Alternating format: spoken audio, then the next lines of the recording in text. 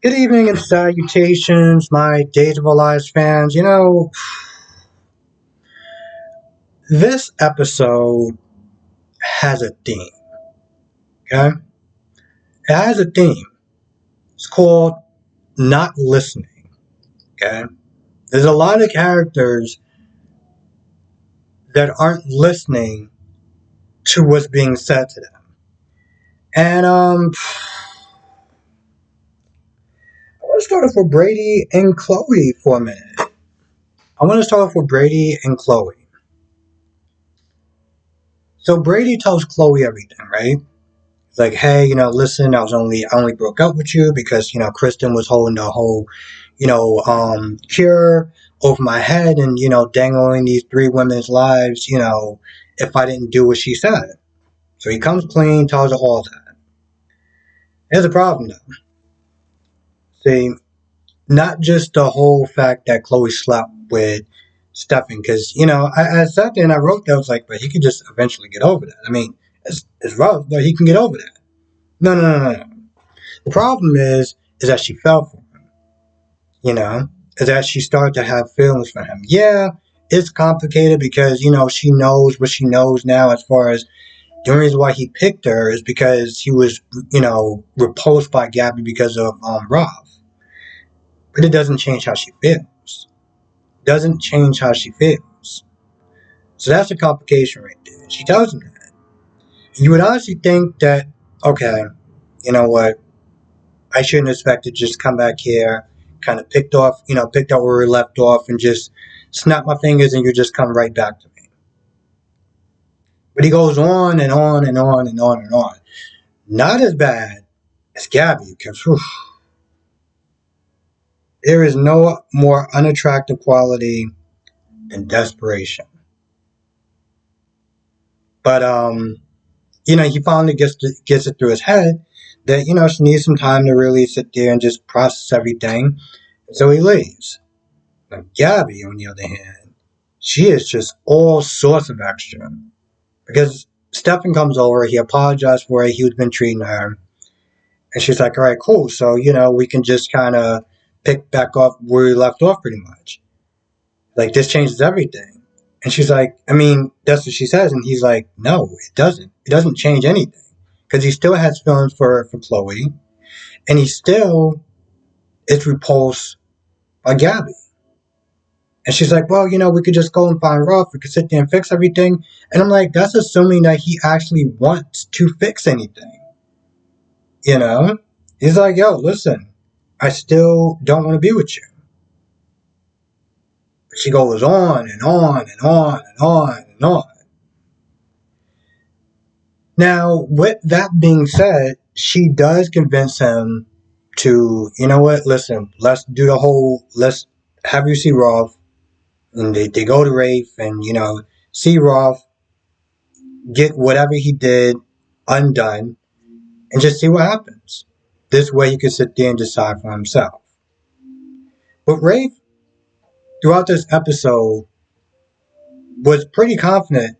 Hell, I think at one point he even told Kristen and EJ that he caught him. Or at least that's what I overheard, or I thought I heard him say that. Of course, towards the end, after he got the information from Johnny, towards the end, when Stefan was ready to sit there and kind of get this procedure undone, Rafe was like, yeah, we can't find him. He disappeared. So, and I'm not going to lie, when Johnny was like, listen, I know it's outside your jurisdiction or whatever, but I figured, I was like, okay, cool. We got that Peacock money, maybe we could sit there and take a little field trip over there. Nope. All that stuff happened off screen. Because he had a team of people. I mean, granted, this time it made sense because Indonesia was clearly outside of his jurisdiction. But he knew people over there. He knew people in the States that could sit there and really kind of, help him out. Of course, it didn't really matter because they didn't find him. Now, Kristen, again, she comes back to the house and he's just like, what are you doing here? Long story short, Kristen's like, yo, listen, if you don't let me move back in here, I will tell Stefan what I know and just let the chips fall where they may. Of course, EJ Smith here trying to play bluff with Kristen, which is, well, stupid. At some point, they're talking more about that, and Rafe just comes on in, and Rafe was like, "Oh, Harold, he let me in," and EJ was like, "Yeah, we're gonna have a nice long chat about that." I'm like, bro, 90% of the time, y'all are answering your own doors. So, what does he exactly do here? Because I feel like all the stuff that he does, like, they can do. I mean, granted, they're rich, so I mean, whatever, but it's like, he doesn't answer doors. He rarely answers doors. Um, what are you paying this guy for? I'm genuinely curious about that. But yeah, Rafe comes in there, and Rafe was like, I want to sit there and search the tunnels, so they're sitting there talking or whatever, and he's just like, yo, do what you got to do. Um, Find the person that stole the orchid. I don't want Johnny to sit there and lose another grandmother. So do what you got to do. And of course, EJ is kind of furious. He's upset with Kristen, and I don't know. I mean, the thing is, Kristen is apologetic. She is sorry for what she did. But she did sit there and say when she was talking to EJ, like, "Oh well, it's not my fault that those women died. Somebody stole the orchid." I was like, "No, no, no, no, no, no. This is your fault. Okay, this is nobody else's fault, but well, that's not true. This is also Orpheus' fault, but this is your fault that they died because you could have gave that orchid any time that you wanted, but you wanted to sit there and gamble with their lives with your obsession with Brady." So yeah, this is your fault that they did die. Um, you are a hmm, I don't know what the percentage is because I'm gonna be honest, I can't fully blame this all on her because Orpheus did set this in motion, but a lot of this blame does go to her. Let's put it that way. Shen Shen done lost his mind. Shen done absolutely lost his mind. You would honestly think that Gabby is the first girlfriend he's ever had. Okay? If this is your first girlfriend, cool. I can understand. I mean, I don't agree with the obsession, but I can understand the you really want to get this person back. Trust me, we all been there. With your first girlfriend or boyfriend, okay? I would understand that. But Lee, just how old are you? How many women have you been with? Like, I'm gonna be honest. This level, this obsession is just weird and unnecessary. I mean, he's coming across as desperate. He's literally sitting there. He walks in, he walks in Wendy's place, or Wendy's where Wendy's staying at, and he's all like, "Oh, my life is falling apart. I need your help or whatever." He literally does convince Wendy because he starts whining. He's like, "You have to sit there and talk to Gabby. You have to talk to Gabby." Now, Gabby, I'm gonna be honest, she actually annoyed me in this episode because she was when she was talking to Stefan and Johnny and Wendy knew. She got all upset with Wendy. And I sat there and I'm like, you're a hypocrite. You would do the exact same thing if it was Rafe. If it was Rafe, this woman would move mountains, as she should.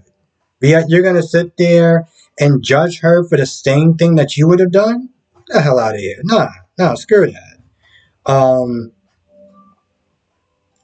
Shen convinces Wendy to go over there and give it the old college try, even though Wendy's like, yo, she's not gonna want to have anything to do with me. Johnny comes over there, and Johnny and them hug, but Lee's like, no, no, no, no. I mean, listen, I'm sorry about your family and everything like that, but yeah, I need you to really go over there and patch things up, like now, like I need her back like tonight. That's how desperate he was. So of course she goes over there, and Gabby reamed her out, but she didn't go extreme. Like she was angry with her, and I understand that. But let's not sit there and try to act like she wouldn't have done the same thing. So she gets all angry with her a little bit, and she's all like, "Oh, I can't believe you did this! Lied to my face!" Blah blah blah blah blah blah blah blah. When he's like, "Hey, listen, my brother," and she pretty much like, "Yeah, I'm gonna stop you right there. I want no parts of him. I can't believe he actually enlisted you to do this, like we're in high school or something. So she pretty much kind of just slams the door in his face. And when he goes back and gives him the bad news that she want no parts of you. You need to kind of let this thing go.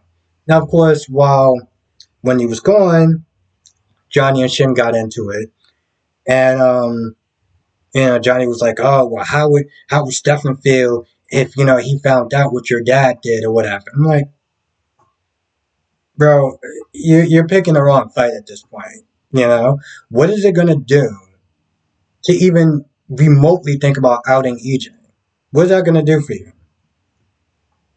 And of course, at the end of the day, Johnny was like, "Yo, listen, like you said, the marriage stick together."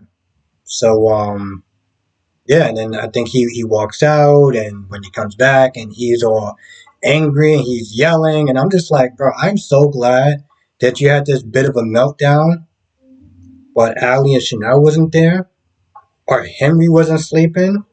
Bro, what are you doing? You are a grown in his late 40s. This is sad. This is sad. Trying to get your sister to sit there and try to patch things up like y'all in high school. Kidding me?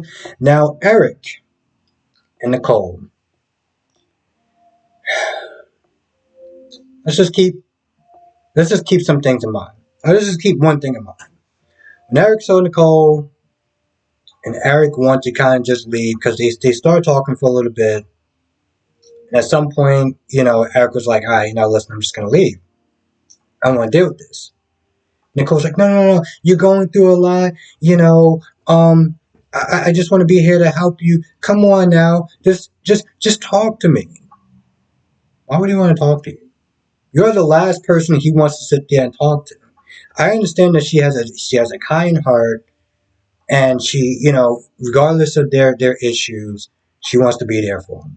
That's respectable. That's admirable. That's a bunch of other words that I can't really think of, but the words, But if this man looks like he wants to be left alone, and he says, "Yo, I just want to be by myself," maybe you should take what he says at face value and be like, "Okay, cool, I understand," and not sit there and try to block his action. Be like, "No, no, no, no, no, talk to me." So of course they talk. They get into an argument. You know, um, Nicole really is in no position to be judging anyone at all. She is in no zero position to be judging Sloan or anyone else. I'm more protective about Abe and this, that, and the third, and I've seen what Sloan did and da da da da da da da. Are you kidding me? And then you go and you start talking about, oh, you kidnapped Rachel and she was traumatized and yada yada yada yada yada. Boo, all the things that you have done that I've heard about, you are in no position. So the remarks that she kept saying were just like, Nicole, if you was in a church, I'm pretty sure you would just burst into flames at this point because you literally have no leg room to stand on with this argument. You need to just take the L, be humble about it, and just keep it moving. Instead, you just and of course it gets down to Jada. Now, Nicole's right in a sense of, if Jada really wants to sit there and have this baby, she would have had it. Regardless of what Nicole said, she would have had it. But Nicole didn't help the situation. And she did it for her own reasons. And that's something that she can't even acknowledge. She really can't. She can't acknowledge that. She can't sit there and say, yeah, I might have did it for my own selfish reasons, but at the end of the day, I didn't put a gun in my head. But instead, she omits that part and she starts sitting there acting like, well, I didn't sit there and do this, I didn't do that, and da-da-da-da-da-da. But you put the idea in her head. She ain't had the idea before. She was thinking about what to do next. You came there acting selfishly, and you said what you said because you knew that she went through it, then you would have had Eric. And the fact that she hasn't reconciled that or even sat there and for a hot minute, really just kind of took that in and took responsibility for that, for her part. Yeah, she didn't, force her to do that. No, she's right about that. But she played a part in it. And for her to sit there and not acknowledge that, it's absolutely ridiculous. But, we're talking about Nicole Walker. So then, they argue, and finally she gets all angry and annoyed. She's like, all right, fine. And I'm not going to sit there. I'm tired of being blamed for this. And da-da-da. Well, here's the thing, sweetheart. You've got one key, crucial moment in this whole argument. Didn't he tell you that he wanted you to leave him alone? That he didn't feel like talking? But yet you just couldn't help yourself. You had to sit there in the corner and be like, no, talk to me, talk to me. And now you want to sit there and run off and sit there and play victim when in the beginning he told you he wanted you to kick rocks? So why do I feel bad for you in this whole argument again? I'm confused because it seemed like you didn't take no for an answer, and this was the consequences of your reactions. Next time when somebody tells you to leave them alone, while guessing, well, leave them alone.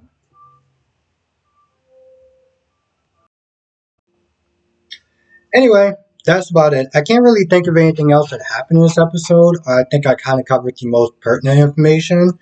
But if you felt like I left something out, I will be doing a live stream tonight, 8 p.m. Eastern, 5 p.m. Pacific, Monday through Friday. So feel free to sit there and hit me up in the chat, in a live stream. Also, I have a membership, $4.99, and that gives you access to exclusive live streams only for members, member shoutouts, and members exclusive videos. So I'm going to be sitting there putting together something. So, think about joining. Definitely join. It's going to be well worth it. I know right now this YouTube thing is having issues. So, if you are on your iPhone, you may not see it. But if you are on an Android phone, Android phone. My goodness, Android phone, or your laptop or a desktop, you'll be able to see it. So, it helps me out, supports the channel, and it's just another good way for us to sit there and keep in contact with everyone. Just kind of have our own little exclusive thing. And don't worry, I'm still going to be doing live streams for non-members, but it's just something a little bit extra. Anyway, with that being said, I'm going to go. I want to thank you for watching. Be safe, and I will see you in the next video.